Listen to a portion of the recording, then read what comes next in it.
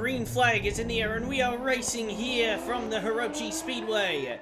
William Tucker, old pole sitter, gets off the line very well, but Jiro Yakuin in his tracks along the outside trying to make something happen. Diving down into corner number 1 along the outside is Akane Kirikawa, and they make contact, and 2 of the top contenders are off in corner number 2, Akane Kirikawa and Jiro Yakuin. Let's get an onboard look here from Akane Kirikawa in the number 53 machine as they head down into corner number 1, side by side for the lead ahead, and she tries to dive it in around the outside and just turns in on Jiro, and that is unfortunately, I believe, on the 53 machine there, if I'm not mistaken. Let's see this from Yakuin's perspective. He's going around the outside of the 88 machine. 88's on the inside of him here, and then watch as the 53 sends it in, turns in, and contact between the two is made, unfortunately, and that takes 2 very fast contenders out of the race very early. Here it is, one last time. Pretty amazing to say that this is the first DNF all season for rookie Jiro Yakuin. Has been having a very consistent season, up inside the top 5 in points, of course. And William Tucker looking behind him as these two battle it out. And you'll see right here, Yakuin actually a bit off of his line, but I don't think it matters that much. But it might have been more of a racing incident than we initially thought. And you can see right there that that contact unsettles the 72, and the two make contact right there. A little bit of contact knocks the side pod off of the 72, and obviously the suspension broken on both cars there.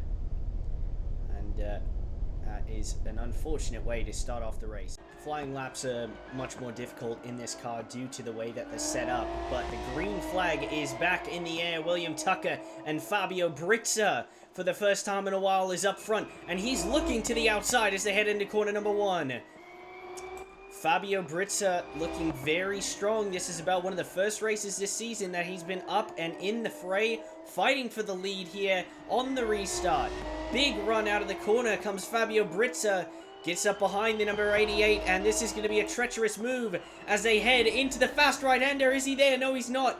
That could have ended in tears, but Fabio pulls out at the last second and manages to keep his wheels clean.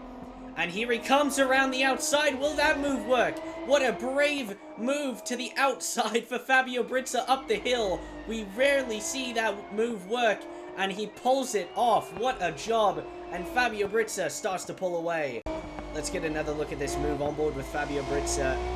Right up behind the number 88 of William Tucker as they head into the second and third corner. The S's to start off the lap.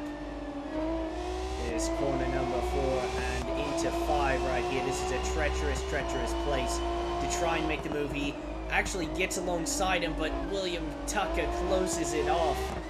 But you can see he's just not firing off as fast as we thought he would from the pole. And then around the outside goes Fabio Brizza into the grass a little bit there on the exit, but no penalty was assessed, and manages to get through into the first spot. This is a moment ago, Chris Brizza making the pass on pole sitter William Tucker in a very dangerous spot as well, to the inside in the gravel trap area. We've seen many an accident happen coming out of that corner, but luckily Chris gets by and into the second spot. No harm, no foul, and it's now a Brizza 1-2 with Fabio in front. One more time, let's take a look on board with Chris Brizza as he gets the run up the hill and into the straightaway and just outbreaks the 88, plain and simple, gets through and takes the second spot away. This is a moment ago, a little spin for rookie Felix Arvon, gets off of the racetrack at a very high speed corner in turn number 1 and loops it around, ends up losing 3 or 4 positions from that, unfortunately, but fortunately no further contact. And the yellow is out once again, and that is the second and third place cars. What has happened? Chris Brizza and William Tucker have come together on the entrance to pit road, and that is something you rarely see in this series, and the yellow flags are out for the second time today. Things going from bad to worse for William Tucker, And here's another look at what happens. There's the leader, Fabio Brizza, going by. So these two are trying to undercut him. Oh! And I wonder if the 77 had possibly had an issue pertaining to the fuel in the car, and the 88 just ran right over the rear tire. We'll have to see that again. Here's another look. Fabio going by. Oh, no, and Chris had already had contact.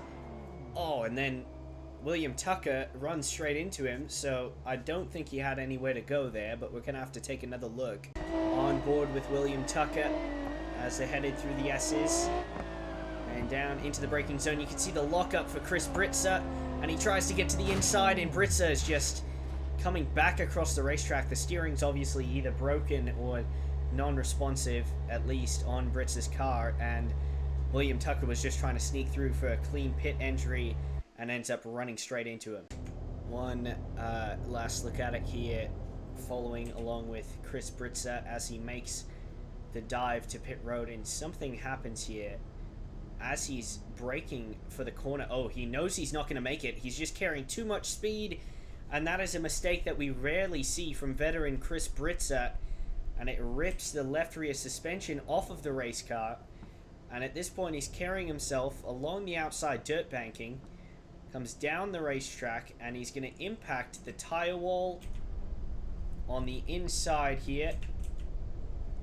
Or is he? No, he's steering away from the tire wall so he doesn't cause any more damage, and doesn't realize that the 88 car is coming along and just runs straight into the side of him. My goodness, so that was a little bit of a brain lapse for both drivers there. But regardless, both taken out, and that is 4 key players taken out very early on in this race. But Fabio Brizza still continues to dominate out front. We'll be back after this. Green flag is back in the air, and it looks to me like Fabio Brizza has a challenger. This is what happened last time with Fabio Brizza chasing William Tucker, the pole sitter, and now the tables have turned. He is being chased by Kana Arima, the Team Red Bull rookie, Red Bull Junior Team driver. Had a quiet 8th place starting position, but made it up to 5th on that cycle. The 2 cars crashed in front of her, and now she is taking the lead. A little bit of a lockup from the right rear tire, but a clean pass as the Red Bull Junior team gets into the lead. Oh, car in the wall, turn 7. Mason Drown in the Team Mount VPN car is off of the racetrack, and that will likely be our 3rd caution of the day, because the left rear suspension and wing are completely gone. And yes, the yellow flag does indeed come out. Here's another look at it, outside view, as the Mount VPN car comes up. Oh, the rear end starts to come around on him, and heavy contact into the wall.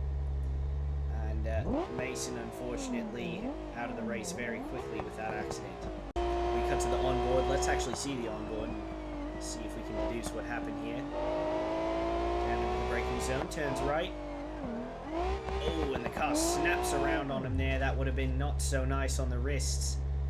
And that is a force feedback. One that is going to give you a little bit of a jolt. And hopefully he's alright there, because that is something that can seriously injure you if you're not careful. And Mason Drown brings out the 3rd full course caution of the day. We'll be back after this. As we're seeing another battle down in the back half of the top 10, Camden Parker having an outstanding season, more top 10s than he's ever had in a season so far. Giovanni Rubio, or excuse me, it's very hard to remember. Declan Turris is in that car this year. He goes for the pass and gets it. Oh, but he's gone wide. They've both gone wide. They're both off of the racetrack and coming together almost. How did they not make contact? And that's going to be a field day for the steward. Take another look. This is from the back end of Camden Parker's machine. Oh my goodness. Declan gets so loose there. I don't know how he held that underneath him. And then right here, both of them just lock up and go wide. And I doubt there's going to be any action taken, because they almost make contact right there. And the only reason I say that is because both of them actually ended up going off of the racetrack. The problem is they might not see what Declan Turris did there as a clean pass. And that would be the only thing that I think they'd look at there. But look at how much air he gets over the curb, but both of them make it through relatively unscathed. It will be 4 laps to go this time by Kana Arima, putting up a fantastic fight, but on newer tires is the dominator of the early portion of this race, Fabio Brizza. This is going to be a fantastic dogfight to the end. What a fast car Kana Arima's team has put together for her today. She has done an outstanding job defending this #1 machine and is still out front. Can she hold on for 3 more laps? I do not see it happening because this one is closing and closing fast. Through the S's, remember this is where we saw issues and almost off of the racetrack. 2 wheels and a big lockup from the #1 machine as they come into the final corner. And he's not going to appreciate that one from Kana, I don't think. But it's a rookie mistake. These things are going to happen. And here comes Fabio Brizza around the outside trying to make it stick. Can he make it stick? Not quite. They're going to be side by side as they head into the S's. And off of the racetrack goes the #7 machine. Surely she'll have to concede the spot now. That is leaving the track. And on the inside goes Fabio Brizza and takes the lead brilliantly into the first spot. And what a defense by Kana Arima. Let's go on board here with Fabio Brizza. We heard him on the radio just a second ago complaining about what happened there. And you can see Kana almost going off of the racetrack there, out of the corner, and then Fabio's going to take a look to the outside here. He knows he has the speed, he just needs clean air right here. He's going to go all the way to the outside, side by side, almost banging wheels with the #7 machine, and then has to concede the spot as they go into the S's, but forces the 7 machine to go wide, and she rejoins the track right in front of him, and he sees his opportunity and just takes it along the inside and takes the lead away from the 17-year-old Kana Arima. And ever since we've done the long version of this racetrack here at Hirochi Speedway for these little cars, not so little this year, a little bit of a different body style on these cars just to make them a little bit more 2025 friendly, of course. But ever since we've had these race cars here at the long circuit, last year was super chaotic in the rain, but ended up being a fun race regardless. Even the drivers that crashed out said they had fun. And not sure if I believe that, but it is what it is. But today it was no different. Fabio Brizza, a brilliant battle for the lead at the beginning of the race with pole sitter William Tucker, and then with rookie Kana Arima as he goes and puts DeMarcus Fenhouse another lap down. Down into the heavy braking zone, left-hander for the final time today, and into the S's, which have caused so many problems. He just wants to get through here clean. B is for Brizza. 2 years running, Brizza has won this race, but this time it'll be Fabio. What a fabulous job. B is for Brizza. B is for Brilliant. Fabio Brizza takes the win at Hirochi Speedway.